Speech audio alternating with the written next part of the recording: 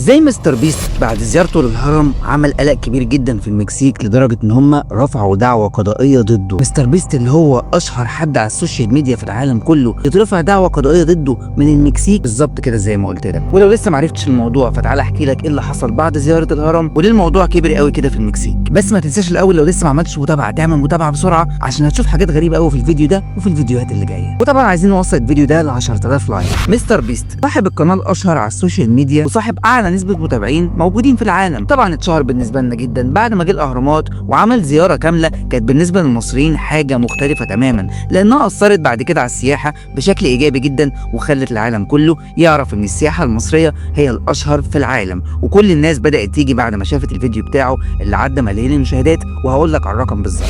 طبعا معروف عن مستر بيست ان هو بيروح من دوله للتانيه علشان يعمل مغامرات غريبه شويه، وكل مغامراته دايما بتلاقي مشاهدات عالميه، يعني مشاهدات مش موجوده ابدا في اي حته تانيه. وفعلا ده اللي حصل على فيديوهات كتيره حتى بعد الهرم، وبدا يعمل فيديوهات في اكتر من دوله لحد ما وصل عند دوله المكسيك اللي قرر ان هو يعمل فيديو باسم استكشفت معابد اثريه عمرها 2000 سنه. وفعلا الفيديو بدات ناس كتير جدا تشوفه، وكان الموضوع بالاتفاق مع الحكومه المكسيكيه ان هو يصور هناك. وفعلا عمل الفيديو ونزله على القناه بتاعته وكل الناس بدات تشوفه لحد ما وصل دلوقتي لوقتنا هذا 68 مليون مشاهده. ولو مفكر ان الرقم ده كبير فحب اقول لك ان الرقم ده ولا اي حاجه بالنسبه للقناه بتاعت مستر بيست، لان هو حاليا عنده قرب 400 مليون فولور. وتعالى اقول لك نظره سريعه على القناه بتاعته انه مثلا فيديو الهرم بتاعنا جايب لحد دلوقتي عنده 191 مليون بس. كان عنده فيديو تاني مع رونالدو كان جايب 273 مليون. اما عن الفيديو الاشهر عنده على القناه اللي هو فيديو سكويد جيم ان ريل لايف، وده الفيديو اللي جايب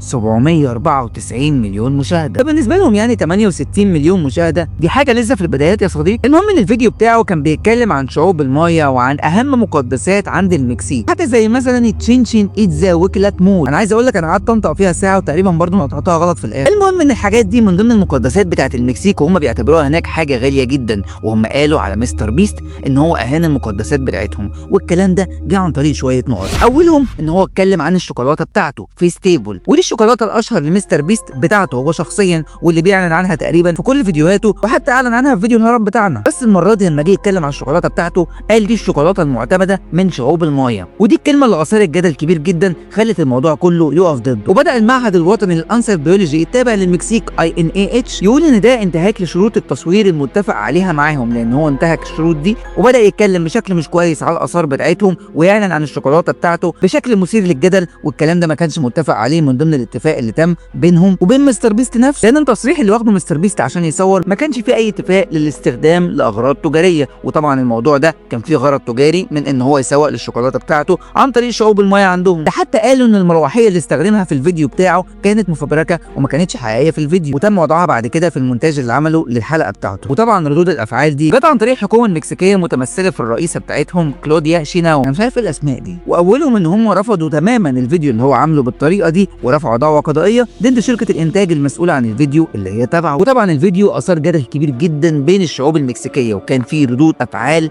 مثيره للجدل جدا، لان كل الشعب بدا ينتقد انتقاد واسع لمستر بيست نفسه والفيديو بتاعه، وانه ازاي يهين المقدسات بتاعتهم بمجرد ان هو يدخل ويبدا يصور ويعلن عن الشوكولاته بتاعته بالطريقه دي. وكمان وجهوا انتقادات ضد المسؤولين جوه الحكومه اللي ادوا له التصاريح وسمحوا له ان هو يعمل الكلام ده ويصور بالطريقه دي ويعلن عن الشوكولاته بتاعته بالطريقه دي في المقدسات بتاعتهم اللي هم بيعتبروها حاجات اثريه وما ينفعش ابدا يتكلم فيها بالطريقه دي. بس رد مستر بيست كان غريب جدا واغرب من كل اللي اتقال، لانه لما اتكلم قال ان كل ده ما فيهوش اي اهانه لاي حد، والتصوير تم بناء على اتفاق. كان الهدف الاساسي من الزياره ان هو يزود نسبه السياحه في المكان ده، وان العالم كله يعرف المكان ده عشان يبداوا يزوروه زي ما بيحصل في كل الاماكن الاثريه اللي هو بيزورها. ولحد اللحظه دي ما فيش اي اتهام رسمي لمستر بيست، بس هم فعلا رفعوا دعوه قضائيه ضده وما فيش اي حاجه تم. وكل الكلام اللي هو بيقوله ان هو ما عملش اي حاجه اكتر من المتفق عليه، وانه فعلا الهدف الاساسي هو تنشيط السياحه في الاماكن دي. بس كالعاده مستر بيست في كل مكان بيروحه بيعمل جدل كبير جدا، وفعلا فيديوهاته بيتم مشاهدتها من ملايين كتيره جدا موجودين في العالم، واماكن كتير جدا ناس كتير في العالم ما كانتش تعرفها